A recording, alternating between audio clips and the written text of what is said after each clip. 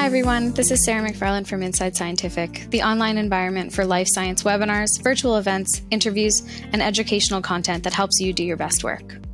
Our Real Science sessions focus on connecting with the researchers, educators, and industry professionals from all walks of life that make scientific discovery and innovation possible. We talk about their work, their passions, their pitfalls, why they got into science in the first place, and where the road lies ahead. Today I'm speaking with Dr. Yelena Akelina, a research scientist and the co-director and instructor of clinical microsurgery at the Microsurgery Research and Training Lab in the Department of Orthopedic Surgery at Columbia University. This program teaches microsurgery to more than 200 surgeons and researchers every year from many institutions throughout the US and more than 70 other countries. Under her direction, the main goal of the training program is to teach surgeons to perform surgery on very small vessels and nerves under a microscope to enable them to perform similar surgical procedures in the clinic and ultimately save lives. To this end, she has been teaching microvascular surgery to different medical personnel from all over the US and abroad since 1996. I'd like to thank Kent Scientific for sponsoring today's episode. They are widely regarded as a trusted and reliable partner and provider of innovative research solutions. And today, Kent Scientific has come to be known as an integral member of the small animal research community and a trusted partner.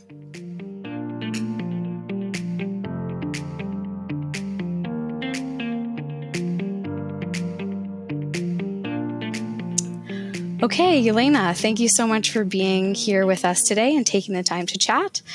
It's really great to have you on with us.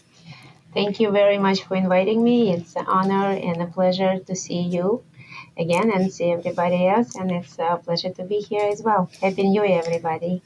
Happy New Year. Okay, so let's get started. Our first question that we have for you today, Yelena, is where did you grow up and how did your youth influence your path and passion towards science? Thank you very much for this question. It's a really interesting story because I came from far away and I grew up in Moscow, Russia, and always loved animals since I was very little. And my parents always complained because I bring everybody I can find on the street, sick or healthy, and bring it home and nurse little kittens and dogs to health, and then I can't keep them all, so I can let it go. I give it to my friends. But this is kind of turned my path to be a biologist, and I wanted to be a biologist, and I applied for the Moscow State University in the 80s, late 80s, but by political situation in Russia, I couldn't make it to the university, and by the same grades that we had an entrance exam, I was accepted to the Veterinary Academy of Moscow, and that kind of brought me to become a veterinarian.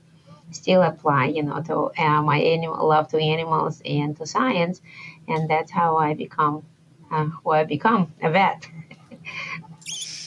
Awesome. That's a really cool story, and I'm sure a lot of vets can relate to that. So you mentioned the Veterinary Academy. Where else did you study throughout your whole educational background, and how did you end up in your current field now, teaching microvascular surgery? Well, I can tell you by the accident. Sometimes that you do have an opportunity in your life which you have to grab on and don't take no for the answer and just go for it. Being in Russia, I also completed Master of Science in Toxicology, and that opened up my interest in research and ability to be a scientist. And also, when we came here to United States, I wanted to become a veterinarian again, and I started applying for the foreign veterinary program to become a licensed veterinarian, but my education was not equal enough, so I needed to do more credits. So I went back to school in Mercy College, actually in the Bronx, in Westchester in New York, and started taking credits. So microsurgery lab at Columbia University, Department of Orthopedics at that time accepted interns. So I came here as an intern for 3 credits, and somehow by doing my internship, that happens, the director at the lab at this time, left. And I was like hanging here, but being a doctor and being exposed to the science and loved to teach, and but my personality also was really open to learn something new and be great with the students, so I was offered to stay. And this is how I stayed as a senior technician. And in 1996, I started in a very low position and grew up from there, being a research scientist and a director of the lab for the last 20 something years. Yeah, that's amazing. Fantastic story. And it's a lot of people, I think, can relate that they've sort of happened into their career by accident. So we've heard that a few times on the show. And it's, it just seems to be like an ongoing thing where a lot of people just sort of fell into it and took the opportunity and ran with it. So yeah, that's really awesome. Exactly right. Cool. Okay. So you mentioned a few people along the way, and I'm just wondering if you'd like to specifically mention anybody that has influenced your career and sort of how they had done so. Well, there are a lot of people I've met on my way to become a microsurgeon. So when I started working here, I was sent to a lot of microsurgical center in U.S. in the end of 90s. And I become a very friendly and admire the Dr. Brian Cooley, who is now probably retired by now, but he was an instructor in microsurgery in Milwaukee, Wisconsin, an amazing instructor and a very, very talented scientist and researcher. And we become a good friends, and he taught me a lot of little things like tips and tricks, and I saw him working and I admired him. I was like, oh my God, I really want to be like you with your hands and your open mind. And he actually introduced me to the World Society of Microsurgery. So I went out to the world from U.S. Microsurgical Center to the world of microsurgery. And Dr. Harold Dick, who was a chairman at that time, who hired me in the beginning in 96. So that was another a person who turned my life around. And it was really nice to have a person like that, as long as Dr. Rosenwasser, Melvin Rosenwasser, who is my boss and is current one, and amazing microsurgeon.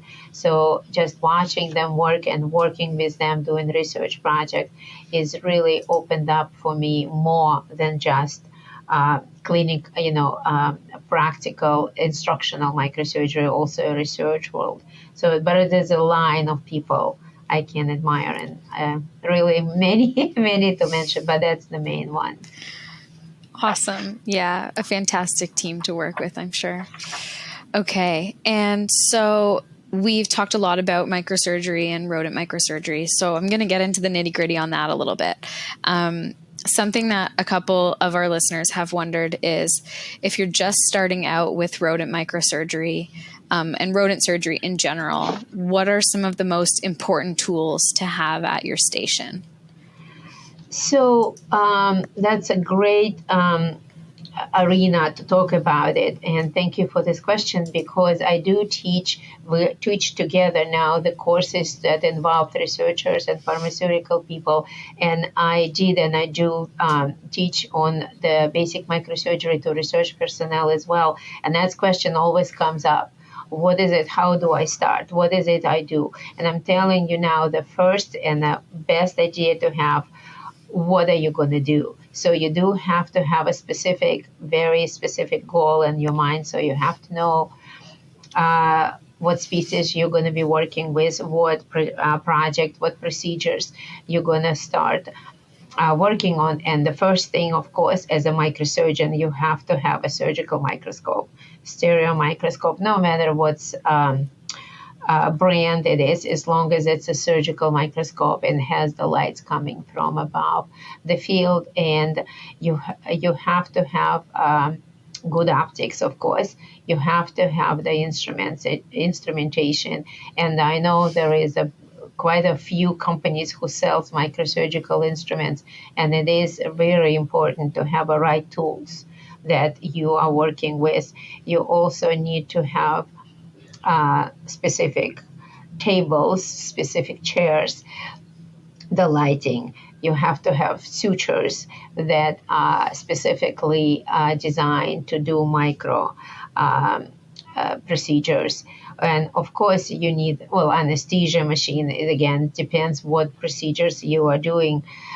So that's whole set of the equipment you would need, but also very important planning ahead. So just not jumping with closed eyes and like, oh, I do microsurgery now. There is a lot of things you need to do. And I'm open to help anybody who would have some questions. And I've done it before. I helped to design quite a few labs, and I've doing it for 26 years. So that's a lot of help. A lot of people can be again involved to get you started. Yeah, definitely. Awesome. Okay. And so you've mentioned planning with the end in mind and some of the things that you need to plan for. But what are some of the things that you think are most important for students to learn from an instructor? So not necessarily from tools and equipment, but from other people. Is it posture, handling techniques, sterile techniques? Like, what would you say is some of the most important things for students to learn? Well, all of that. So if you're doing animal surgery, then you do need to know how to handle animals, what's aseptics or sterile techniques, how to comfortably sit, and what's your work environment going to be. So we just talked about what you need to have. So it's all important. So, but most important things that you learn doing courses like this, including microsurgery, it is ability to be comfortable with the microscope environment. This is completely different surgery when you go under the microscope. Everything you've done before, it magnifies. And even your handling stuff, they're working, so your hands are going in the wrong direction. So there is, number one, is be comfortable working with the microscope, micro instruments, micro sutures. You need to learn how to gently dissect very fragile tissues. Rats and mice, specifically mice, have a very fragile vessels and tissues. So you have to be very careful how to handle that. You have to learn how to, like basic surgical technique, how to cannulate stuff. What is involved with this? Surgical planning. So again, so you don't jump with closed eyes and, dive into that. You really have to sit down and make in the plan, what is it you do? So surgical planning, step by step, attention to little details, that's what you learn during these courses like this, and troubleshooting. So what does it go wrong? So by doing the lab work, doing the courses like this, you encounter that all kind of mistakes, all kind of trouble. The clamp came out, you ripped something. So you have to learn not to panic and what to do to fix it to save animal life and to go on with your experiments. So you don't have to lose the data, you don't lose the animal, so you don't lose your drugs. So there's something that I can teach, or we can teach, or be taught on these courses like this. So people will be just more sufficient, more confident, more comfortable. So this is kind of things people learn, not only how to operate under microscope, but the whole 9 yards of the surgery. They becoming surgeons. So it's a whole world opens up when you take courses like that.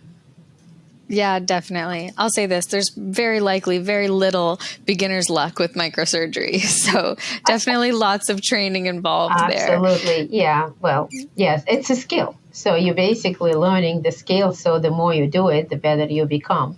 So it is practice, like we teach the kids, right? The practice makes it perfect. That's exactly right. Exactly. And you have a good environment, good instructor, and, and then you practice. Yeah. Yeah, definitely. Okay, and I think this will be our last question for our chat today, but what do you love most about teaching microsurgery in your courses? What I love, so my course is Monday through Friday. So Friday is my favorite days. I love Mondays, but it's fun to see them how they start and how they finish on Friday. So mostly my students are surgeons, human surgeons from different specialties, as you mentioned before. So satisfaction of seeing them succeed and struggle through the whole 5 days and be very happy with their own success is most rewarding and satisfying feeling. To give them certificates and give the hug back, get a hug back for learning, and they happy feeling, and they are very satisfied and with their success. They work very hard. No matter you're a researcher or surgical or surgeon, they all work very hard, but they see what they accomplished, and it makes my heart feel, and I'll be happy to see that we make a difference in the world. The people go back to their operating room or their research table, and they do better. They perform better, and they save animals' life and human lives, and they're doing their job much better with the skills that they learned. Yeah, that definitely sounds super rewarding, especially because the outcome is such an important part of the world, saving lives and doing research and developing life-saving techniques and all of that. So that's really, really cool. I want to thank you so much for your time and your insights. It really was a pleasure to have you with us, and thanks so much for being here. Absolutely. Thank you for inviting me, and good luck to our courses together. Yeah, we love them. They're still going. Thank you.